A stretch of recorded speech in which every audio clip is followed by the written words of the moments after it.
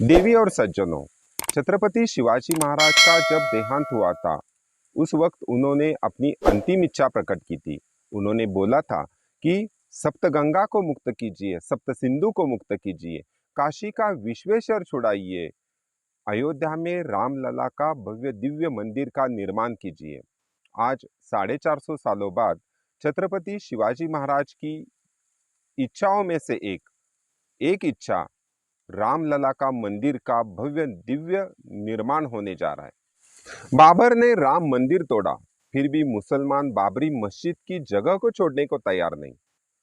हिंदू न मंदिर बनाने वाले से खुश है, न मंदिर सुरक्षित रखने के लिए तैयार है। यह हिंदू की बहुत बड़ी शोकांतिका है। आज राम मंदिर का भव्य दिव्य निर्माण हो रहा है, पर बहुत सारे हिंदू को उससे तकलीफ हो रही है।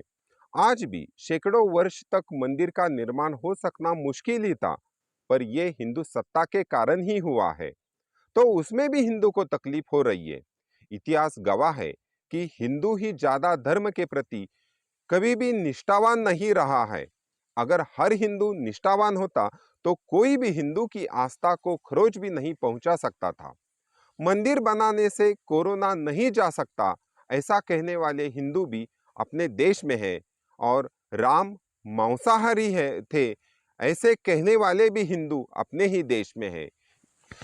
ऐसे जो हिंदू हैं, जो राम मंदिर बनने से खुश नहीं है, राम मंदिर के प्रति उनके मन में वेदना है, उस वेदना को कवि रंजीत हिरलेकर जी ने एक बहुत ही सुंदर कविता में उनकी वेदनाओं को व्यक्त किया है।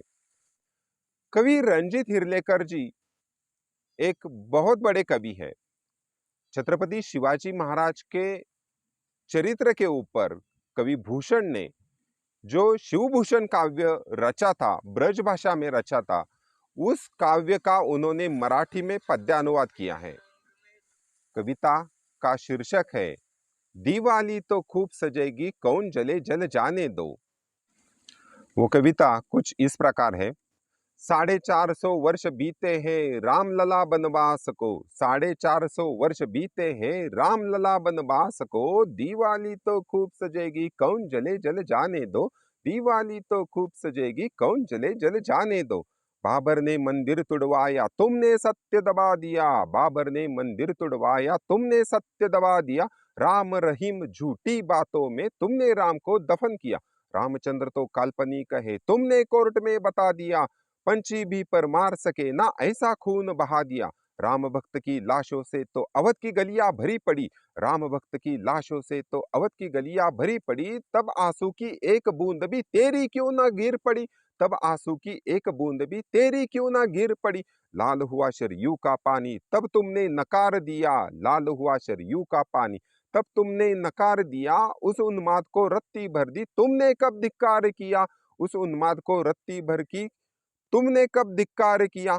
आज खड़ा है भारत सारा रामचंद्र के स्वागत को, आज खड़ा है भारत सारा रामचंद्र के स्वागत को, दिवाली तो खूब सजेगी कौन जले जल जाने दो, दिवाली तो खूब सजेगी कौन जले जल जाने दो। कश्मीर के गली गली से जब पंडित निकाल दिया, माताओं के सामने जब तक खुला नंगा नाच किया, छोटी छोटी बच्चियों को नंगा करके रेत दिया, छोटी छोटी बच्चियों को नंगा करके रेत दिया, अमरनाथ के यात्रा में भी जब जब रोड़ा डाल दिया, वीर जवानों के लाशों पर फूल कहाँ तब धूल चढ़ी, वीर जवानों के लाशों पर फूल कहाँ तब धूल चढ़ी, कश्मीर के लाल चौक में स्वाधीनता की लाश सड़ी, तब तुम्हारे मुंह पे ताला आज गला क्यों फाड़ रहे हो, तब तुम्हारे मुंह पे ताला आज गला क्यों फाड़ रहे हो, ताल चौक में कितने शान से आज तिरंगा देख रहे हो, लाल चौक में कितने शान से आज तिरंगा देख रहे हो, तेरी झूठी बातों में ना आज न कोई आने को, तेरी झूठी बातों में ना आज न कोई आने को, दिवाली तो खूब सजेगी कौन जले जल जाने दो, दिवाली तो खूब सजेगी कौन जले जल जाने दो। बस इतनी सी बात कही है फूल खिले कहीं दिल जले, बस इतनी सी बात कही है फूल खिले कहीं दिल जले, जिनके दिल में राम नहीं वो विष पान को आज तुले। रामचंद्र जी बड़े दयालु उनका भी कल्याण ही होगा। रामचंद्र जी बड़े दयालु उनका भी कल्याण ही होगा। विरुद्ध भक्ति भाव से रावण का भी अब तो डेरा पार ही होगा। अब यमुना में स्नान करेंगे हमको है मथुरा में जाना। अब यमुना में स्नान करेंगे हमको है मथुरा में जाना। कृष्ण खेल रहे वृंदावन उनको है मथुरा में लाना। रा राह देख रहा नंदीश्वर, राह देख रहा नंदीश्वर अपने अंतर्यामी को। राह देख रहा नंदीश्वर अपने अंतर्यामी को। रायगिरी भी देख रहा है अशांत अपनी स्वामी को। रायगिरी भी देख रहा है अशांत अपने स्वामी को। आज खड़ा है भारत सारा जंजीरें खुलवाने को। आज खड़ा है भारत सारा जंजीरें खुलवाने को। दिवाली तो खूब सजेगी कौन जले जल जाने दो। दिवाली तो खूब सजेगी कौन जले जल जाने दो। कितने सुंदर शब्दों में कवि रंजीत हिरलेकर जी ने इस कविता में एक महत्वपूर्ण आशय बताया है।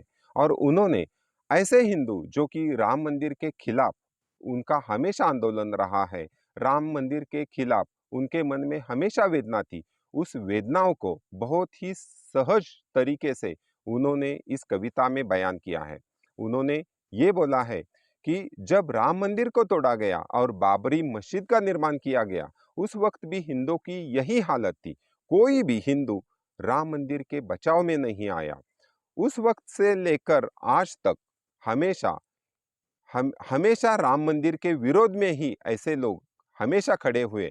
कभी भी जब राम मंदिर के लिए जो समर्पण किया गया, कार सेवकों ने जो त्याग किया, उसके बचाव में भी ये लोग कभी भी अपना उन्होंने मुंह नहीं खोला। संसद में भी नहीं मुंह खोला और आम जिंदगी में भी उन्होंने कभी अपना मुंह नहीं खोला। जब कश्मीर में जब पंडितों को पलायन करना पड़ा, उस वक्त भी ये लोग खामोश बैठे थे। उस वक्त माता और बहनों पे जो अत्याचार किए गए, उनके खिलाफ भी ये लोग कभी बोल नहीं सके। तुम्हारा कितना भी दिल जले, लेकिन हम तो राम मंदिर बनाकर ही दम लेंगे, ऐसा कवि रंजीत हिरलेकर जी ने इस कविता में बोला है। मथुरा में भी ऐसे ही मस्जिद बनाई गई है और हिंदुओं की आस्थाओं के साथ छेड़खानी की गई है, लेकिन अभी भी ये हिंदू ऐसे जो हिंदू है, जो राम मंदिर को विरोध करने वाले हिंदू हैं, वो आज भी खामोश बैठे हैं। लेकिन तुम कितने भी कोशिश करो, हम मथुरा में भी वापस आएंगे, ऐसा अर्थ इस कविता में बताया गया है। छत्रपति शिवाजी महाराज की अंतिम इच्छा थी कि राम मंदिर भी वहां पे बनना चाहिए और वो आज 22 जनवरी 2024 को वो सफल होने जा रहा है। इसका मतलब शिवाजी महाराज की अंतिम इच्छा, जो शिवाजी महाराज राज करते थे किले रायगढ़ से, तो आज भी रायगिरी जो रायगढ़ है वो भी आज खुश होता होगा, खुश हो गया होगा, ऐसा कवि रंजीत हिरलेकर जी ने इसमें बयान किया है। और इसीलिए जैसा छत्रपति शिवाजी महाराज का जो राज्याभिषेक था, वो राज्याभिषेक जितना महत्वपूर्ण था, उतना ही महत्वपूर्ण ये राम मंदिर का निर्माण, उतना ही महत्वपूर्ण राम मंदिर का शिलान्यास, उतना ही महत्वपूर्ण राम मंदिर में जो रामलला की प्राण प्रतिष्ठापना हो रही है, वो भी छत्रपति शिवाजी महाराज के राज्याभिषेक जितना ही महत्वपूर्ण है,